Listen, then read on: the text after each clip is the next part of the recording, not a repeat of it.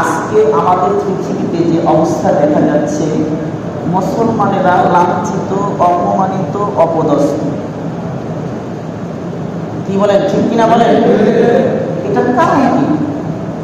যদি আমরা কোরআনকে জিজ্ঞাসা করি, হাদিসকে জিজ্ঞাসা করি, কোরআন কি বলে? আজকে মুসলমানেরা বেঈমানদের সাথে মোকাবেলা করে কেন পারছে না?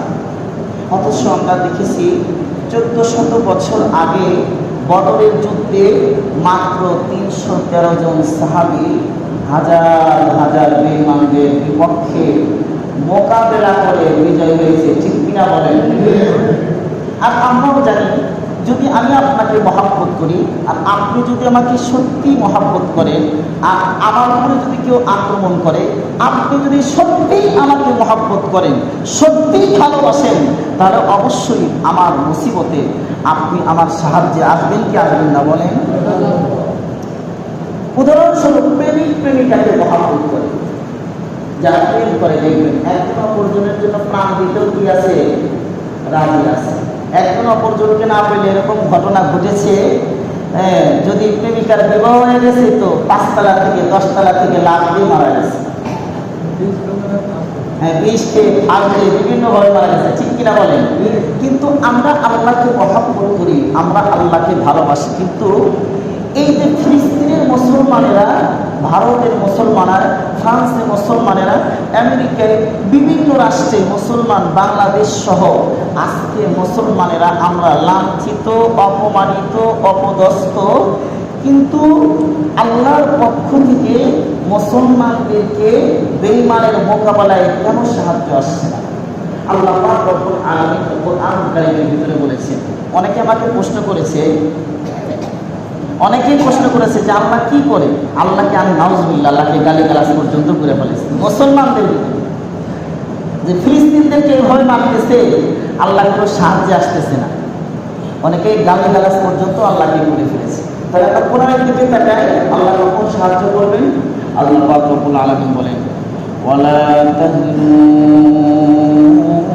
ওয়ালা তাহজানু ওয়া আনতুমুল আ'লাউন ইন কুনতুম মুমিনিন।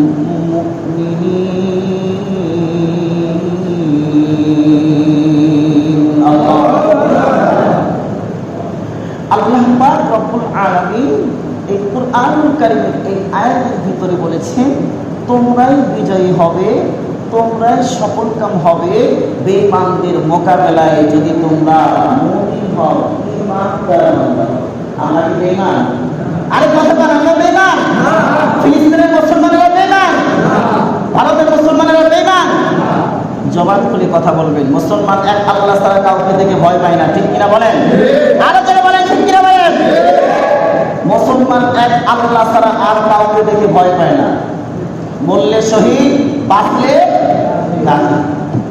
আল্লাহ পাক রব্বুল আলামিন কোরআনুল কারীমের ভিতরে বলেছেন, সমস্ত মুসলমান তোমরা বিজয়ী হবে বেঈমানদের মোকাবেলায় যদি তোমরা শর্ত হলো যদি ঈমানদার বান্দা হও। কিন্তু ফিলিস্তিনের মুসলমানরা তো ঈমানদার বান্দা, কিন্তু আল্লাহর পক্ষ থেকে কেন সাহায্য আসছে না? আল্লাহ পাক রব্বুল আলামিন কোরআনুল কারীমের আয়াতে মিথ্যা বলেন? আল্লাহ কি মিথ্যা বলেন? যারা বলেন আল্লাহ মিথ্যা বলেন? আল্লাহ পাক রব্বুল আলামিন কোরআনুল কারীমের ভিতরে বলেন, ওমান আসদাকু মিনাল্লাহি কিলা। আমি আল্লাহর কথা যে আর কার কথা সত্য হতে পারে? আল্লাহ পাক রব্বুল আলামিন বলেন, ওয়াদাল্লাহি হাক্কা। আমি আল্লাহর ওয়াদা সত্য। লা ইউখিফুল্লাহুল মিআদ, ইন্নাল্লাহা লা ইউখিফুল মিআদ। নিশ্চয় আমি আল্লাহ জাল্লা শানুহু ওয়াদার খেলাফ করি না। সুবহানাল্লাহ বলেন। আল্লাহ কখনো ওয়াদার খেলাফ করেন না। তাহলে কোরআনের আয়াত কি মিথ্যা বলেন? আল্লাহ তো বলেছেন, যালিকাল কিতাবু লা রাইবা ফীহি হুদাল লিল মুত্তাকিন।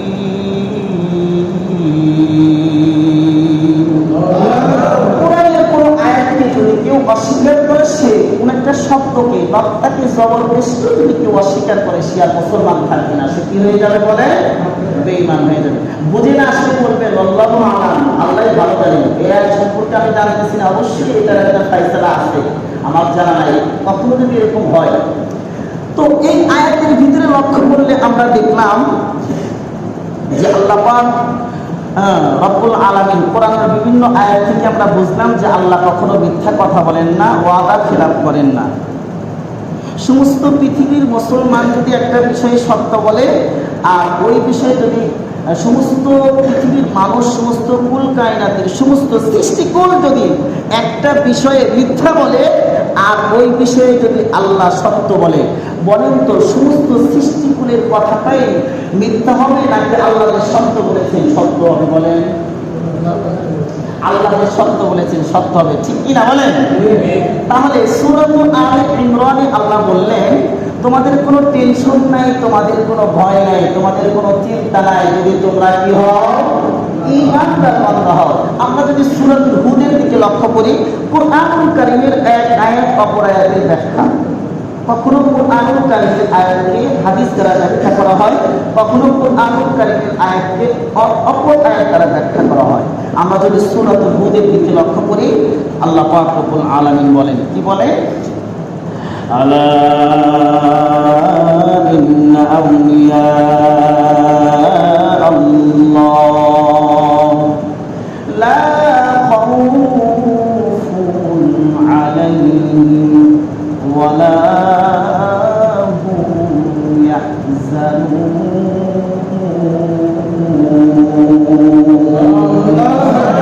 আল্লাযীনা আমানু ওয়া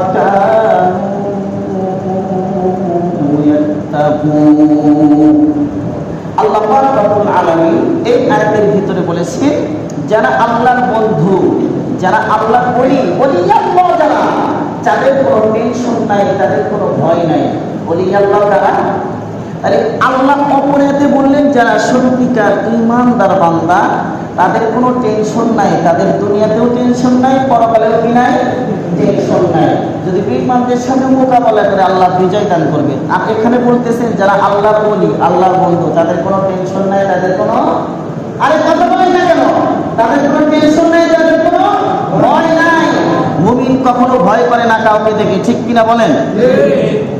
তো কারা আল্লাহর ওলি, কারা আল্লাহর বন্ধু? ওই আয়াতে আল্লাহ তো বলেন নাই ওয়ালা তাহিনু ওয়ালা তাহজানু ওয়া আনতুমুল আ'লাউন ইন কুনতুম মুমিনিন। ওই আয়াতে আল্লাহ জাল্লা শানু বলেন নাই যে কারা আল্লাহর ওলি, কারা ঈমানদার বান্দা, এমন কিছু বলেন নাই। কিন্তু এখানে বলেছেন কারা আল্লাহর ওলি। আলা ইন্না আউলিয়া আল্লাহ লা খাউফুন আলাইহিম ওয়া লা হুম ইয়াহজানুন আল্লাযীনা আমানু ওয়া কানু ইয়াত্তাকুন। আল্লাহ জাল্লা শানুহু কোরআনুল কারীমের ভিতরে বলেছেন মুসলমান আল্লাহর গোলাম। আল্লাহ পাক রব্বুল আলামিন কোরআনুল কারীমের ভিতরে সূরাতুল হুদের ভিতরে বলেছেন যারা সত্যিকার ঈমান এনেছে ওয়া কানু ইয়াত্তাকুন, যারা তাকওয়া অবলম্বন করেছে তারা আল্লাহর বন্ধু। যারা আল্লাহর বন্ধু তাদের কোনো টেনশন নাই, তাদের কোনো ভয় নাই। আমি আল্লাহ দুনিয়াতেও বিজয় দান করব, পরকালেও টেনশন মুক্ত ভাবে বিনা হিসাবে জান্নাত দান করব। আল্লাহ পাক রব্বুল আলামিন এই আয়াতের ভিতরে আল্লাহ পাক রব্বুল আলামিন বলেছেন আল্লাযীনা আমানু ওয়া কানু ইয়াত্তাকুন। কোন মুসলমান, কোন তাকওয়া, যে তাকওয়ার কারণে আল্লাহ পাক রব্বুল আলামিনের বন্ধু হবে বান্দা। কোন যে ঈমানের কারণে আল্লাহ পাক রব্বুল আলামিনের বন্ধু হবে। আল্লাহ পাক রব্বুল আলামিন তাকে দুনিয়াতেও নুসরত করবেন, সাহায্য করবেন, পরকালেও সাহায্য করবেন। কোন ঈমান, কোন তাকওয়া, কোন তাকওয়া, কোন ঈমান, যে ঈমানের বদলতে 1303 হাজার হাজার সাহাবায়ে, হাজার হাজার বেঈমানের মোকাবেলায় আল্লাহ পাক রব্বুল আলামিন 313 জন সাহাবীকে বিজয় দান করেছিলেন। ওই আল্লাহ এখন আছে, যে আল্লাহ কথা বলেছেন জানে যারা আমি আল্লাহর বন্ধু হবে তাদের কোনো টেনশন নাই, তাদের কোনো চিন্তা নাই, তাদের কোনো পেরেশানি নাই। ওই আল্লাহ এখন আছে, যে আল্লাহ পাক রব্বুল আলামিন হযরত ইব্রাহিম পয়গম্বরকে নমরুদের আগুনের ভিতরে তাকে শান্তিদায়ক, নমরুদের আগুনকে শান্তিদায়ক করে দিয়েছিলেন।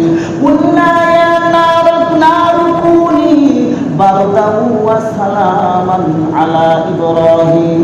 ওই আল্লাহ এখনো আছে, যে আল্লাহ বনি ইসরাঈলকে, মুসা আলাইহিস সালামকে ফিরাউনের কবর থেকে আল্লাহ পাক রব্বুল আলামিন বাঁচাইছিলেন। ওই আল্লাহ এখনো আছে, যে আল্লাহ হযরত ইউনূস পয়গম্বরকে মাছের পেটের ভিতরে 40 দিন পর্যন্ত রেখেছিলেন, তারপরেও জীবিত অবস্থায় রেখেছিলেন। ওই আল্লাহ এখনো আছে রে যুবক, যে আল্লাহ হযরত মুহাম্মদুর রাসূলুল্লাহ সাল্লাল্লাহু আলাইহি ওয়াসাল্লামকে বেঈমানদের মোকাবিলায় বিভিন্ন জায়গায় সাহায্য করেছেন, আছে কি নাই বলেন? আল্লাহ পাক রব্বুল আলামিন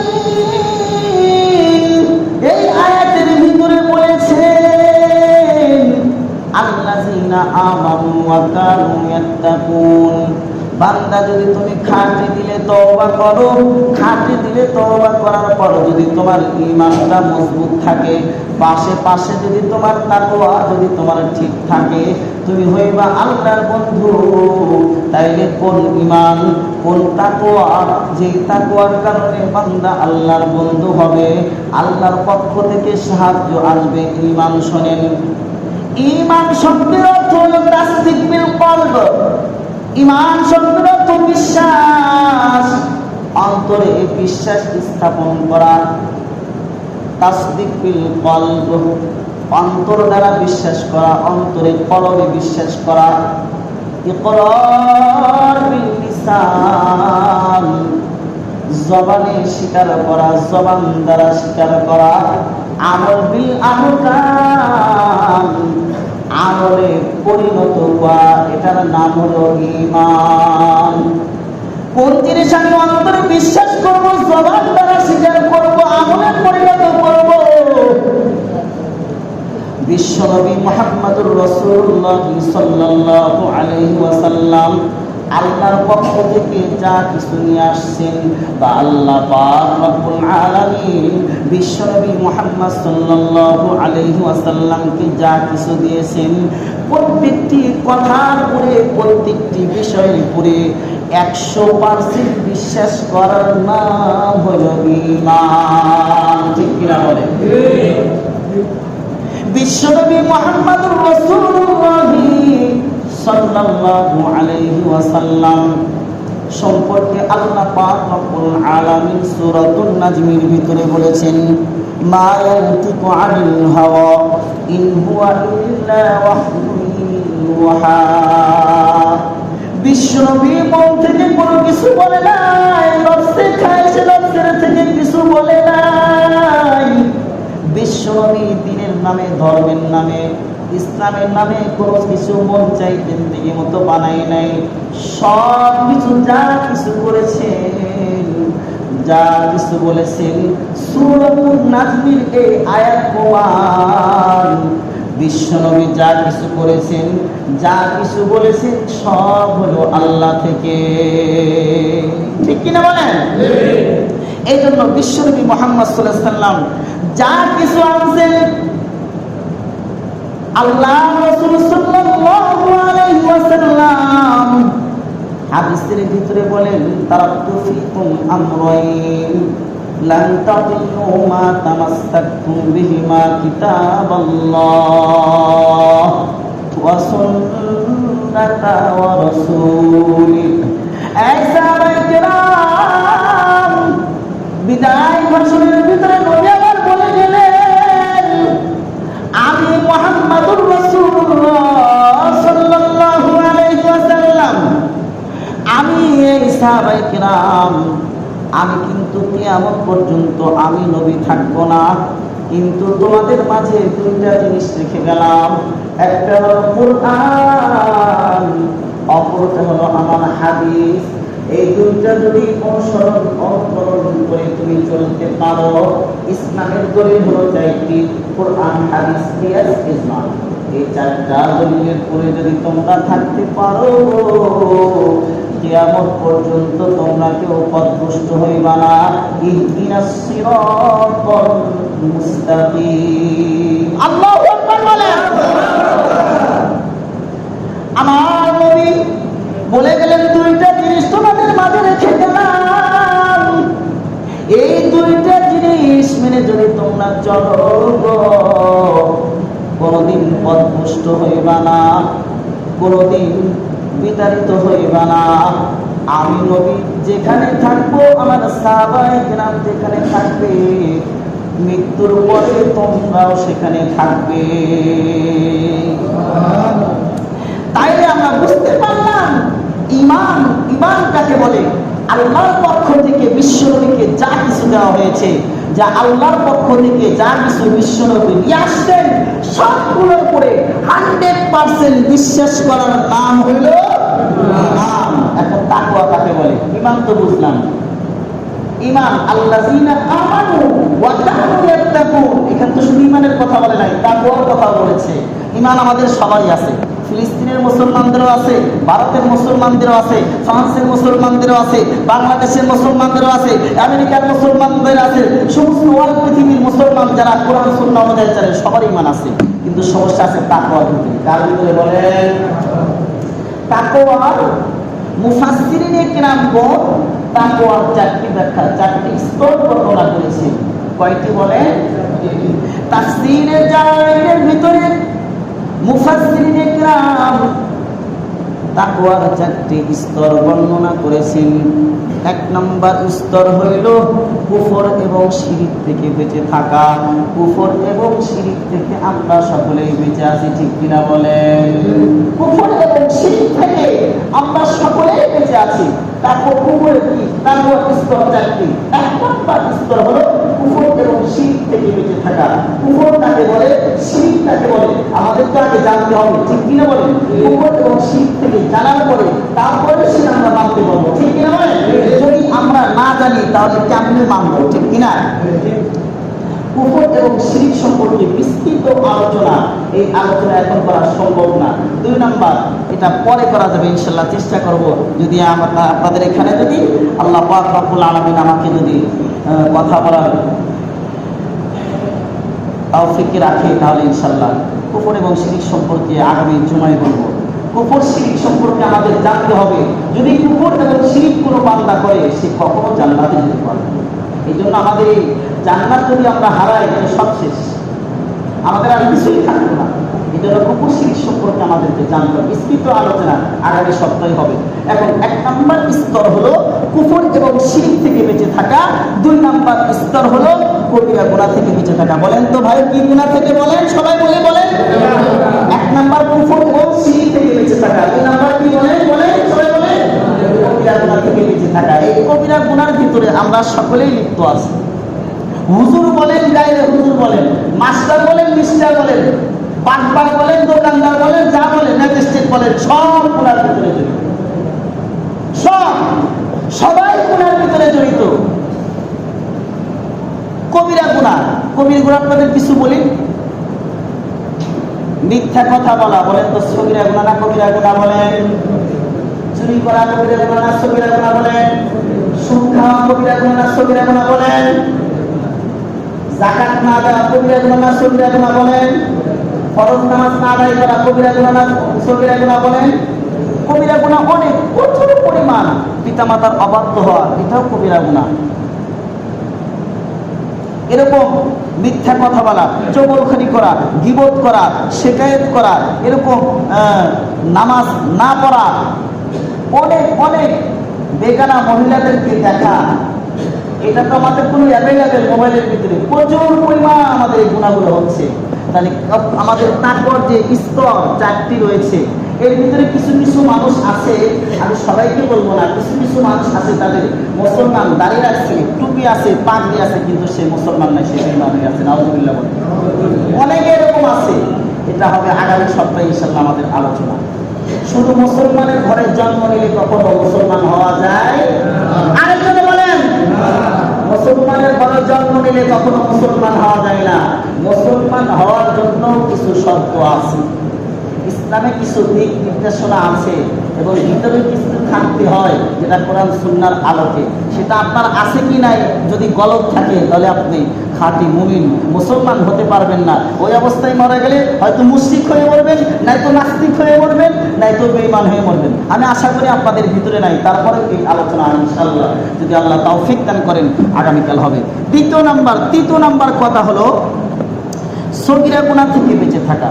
ছোট ছোট গুনাহ যেগুলো, এগুলো থেকেও আমরা বেঁচে থাকবো। যেরকম নামাজটা আমরা পড়তেছি, সুন্দর করে আমাদের নামাজটা পড়তে হবে খুশুর সাথে। নামাজের ভিতরে তাসবিহগুলো সুন্দর করে ভালো করে কমপক্ষে 3 বার করে আমাদের উচ্চারণ করতে হবে, 3 বার করে, অথবা বেজোড় সংখ্যায় 3 বার, 5 বার, 7 বার, 9 বার, 11 বার, 13 বার, 14 বার, 15 বার, 17 বার, এভাবে বেজোড় সংখ্যায়। কিন্তু আমরা রুকু করতেছি, তাসবিহ করতেছি, এমনভাবে পড়তেছি মনে হয় যে কার যেরকম আদার খাওয়ার সময় ঠোকর দেয় এবং ঠোকর দিচ্ছি, এরকম ভাবেও আমরা নামাজ পড়বো না। আল্লাহ আমাদের সকলকে তৌফিক দান করুন। বলেন, বারবার রুকুর তাসবিহগুলো ছেড়ে দেওয়া, এটা একটা সগীরা গুনাহ। আল্লাহ পাক রব্বুল আলামিন এই সগীরা গুনাহ থেকে আমাদেরকে হেফাজত করুন, আমিন বলেন। বারবার ছেড়ে দেওয়ার কারণে কবিরা গুনাহে পরিণত হতে পারে।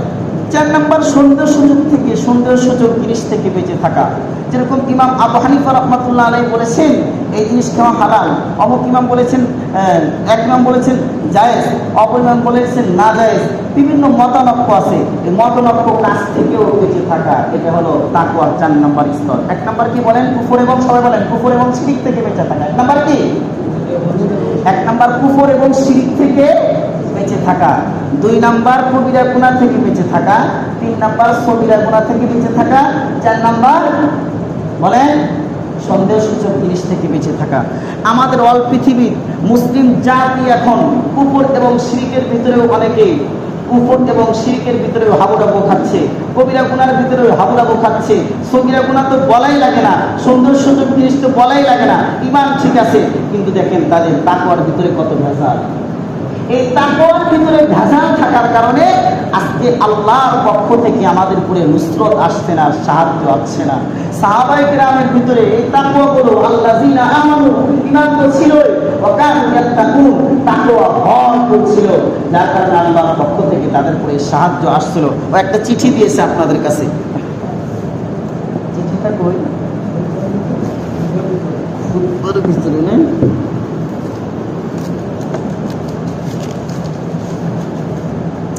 চিঠিটা আপনাদেরকে শোনাচ্ছি, সবাই মনোযোগ সহকারে শুনবেন। সম্মানিত খতিব মহোদয়, অধ্যয় পাঁচজুমা Alipur Amdanga school and college মাঠে বিশ্বব্যাপী গাজাবাসীর প্রতি সংহতি ও ইসরায়েলি পণ্য বয়কটের দাবিতে প্রতিবাদ মিছিল অনুষ্ঠিত হবে। উক্ত অনুষ্ঠানে আপনি ও আপনার মুসল্লিগণ স্লোগানে মুখরিত করে সদল বলে যোগদান করার জন্য অনুরোধ করা হলো। আদেশক্রমে অত্র এলাকার সর্বস্তরের জনগণ। ভালো কথা, ইসরায়েল সম্পর্কে বলতে চাইলাম না, বললাম না যে এই সম্পর্কে আমাদের ইসলামের বিরুদ্ধে যদি কেউ কথা বলে, এখন আমাদের ঈমান যদিও দুর্বল থাকে, আমলের ভিতরে যদিও ত্রুটি থাকে, আপনার সামনে যদি কোরআনকে অবমাননা করে, আল্লাহকে অবমাননা, রাসূলকে অবমাননা, চুপ করে থাকা যাবে? বলেন, আরো জোরে বলেন, চুপ করে থাকা যাবে? আল্লাহ পাক রব্বুল আলামিন কোরআনুল কারীমের ভিতরে বলেছেন, ইয়া আইয়ুহাল্লাযীনা আমানু লা তাত্তাখিযুল কাফিরিনা আউলিয়া মিন দুনিল মুমিনিন এই ইমানদার বান্দাগণ, কোন কাফের তোমাদের কখনো বন্ধু হতে পারে না, অতএব তোমরা তাদেরকে বন্ধুরূপে গ্রহণ করিও না। মিন দুনিল মুমিনিন, মুমিন ব্যতীত তোমরা কোন কাফেরকে, ইহুদিকে, নাসারাকে, খ্রিস্টানকে, বৌদ্ধকে তোমরা বন্ধুরূপে গ্রহণ করিও না। আর আয়াতে স্পষ্ট আল্লাহ তাদেরকে ডাইরেক্ট তাদের নাম ধরে বলেছেন, ইয়া আইয়ুহাল্লাযীনা আমানু লা তাত্তাখিযুল ইয়াহুদা ওয়ান নাসারা আউলিয়া। হে ইমানদার বান্দাগণ, তোমরা ইহুদি এবং নাসারাদেরকে, খ্রিস্টানদেরকে তোমরা বন্ধুরূপে গ্রহণ করিও না। বা'দুহুম আউলিয়া বা'দ, তারা কতিপয়ের বন্ধু। ওয়া মাইয়াতাল্লাহু মিনকুম ফাইন্নাহু মিনহুম, যে ব্যক্তি বেঈমানদেরকে বন্ধুরূপে গ্রহণ করলো সে তাদের মতোই। ওই আছে না একটা হাদিস, যে যার অনুসরণ করবে সে পরকালে সেরকমই হবে। আরেকটা হাদিস রয়েছে, আরেকটা কোরআনের আয়াত রয়েছে, অ্যাভেলেবেল আয়াত রয়েছে। তো হাদিসের ভিতরে আছে, মুসলিম শরীফের হাদিসের ভিতরে আছে, আল্লাহ রাসূল বলেছেন, তোমার সামনে যদি কোনো মুসলমানের উপরে আঘাত করা হয়, ইসলামের উপরে আঘাত করা হয়, কোরআনের উপরে আঘাত করা হয়, দ্বীন ইসলামের উপরে আঘাত করা হয়, মুসলিম শরীফের ভিতরে হাদিস রয়েছে, আল্লাহ রাসূল বলেছেন, যদি হাতে শক্তি থাকে তাহলে হাত দ্বারা প্রতিহত করো, যদি হাতে শক্তি না থাকে জবান দ্বারা প্রতিহত করো, জবানে যদি না করো অন্তরে কিনা করো। এটা হলো ঈমানের সবচেয়ে নিম্ন স্তর ঈমান। এই জন্য ফিলিস্তিনে তো আমরা যেতে পারবো না, ফিলিস্তিনের মুসলমানদেরকে তো মুসলমানদের সাথে যুদ্ধ করার ক্ষমতা আমাদের আছে। এই জন্য আমরা যেহেতু যেতে পারছি না, অতএব আমরা আমাদের জবান দ্বারা এবং আমরা আমাদের বুদ্ধি দ্বারা, জ্ঞান দ্বারা সমস্ত ধরনের তাদের যত পণ্য আছে এগুলো বয়কট করবো এবং জবান দ্বারা আমরা তাদের ব্যাপারে জবানের জিহাদ করবো। আল্লাহ আমাদের সকলকে তৌফিক দান করুন। যে কথাগুলো বললাম আল্লাহ পাক রব্বুল আলামিন আমাদের সকলকে তৌফিক দান করুন। আর জুমার নামাজের পরে ইনশাআল্লাহ আমাদের এখান থেকে স্লোগান ওখানে যাবে, তাই না? স্কুল মাঠ আছে না এখানে, তো নাকি এই যে বলতেছে স্কুল মাঠে আমরা সকলে ইনশাআল্লাহ এখান থেকে মিছিল নিয়ে আমরা সকলেই স্কুল মাঠে আমাদের যারা ভাই আছে ওনাদের সাথে একসাথে গিয়ে সেখানে আমরা এই ইসরায়েলি পণ্য বয়কটের দাবিতে তাদের প্রতি ফিলিস্তিনি মুসলমানদেরকে যে মারতেছে এর প্রতিবাদে আমরা মিছিল নিয়ে ইনশাআল্লাহ যাবো। আল্লাহ আমাদের সকলকে তৌফিক দান করবে। ওয়া আখিরু দাওয়ানা আলহামদুলিল্লাহ। একটু সময় লেট হয়ে গেল, আপনারা মনে কিছু নিলেন?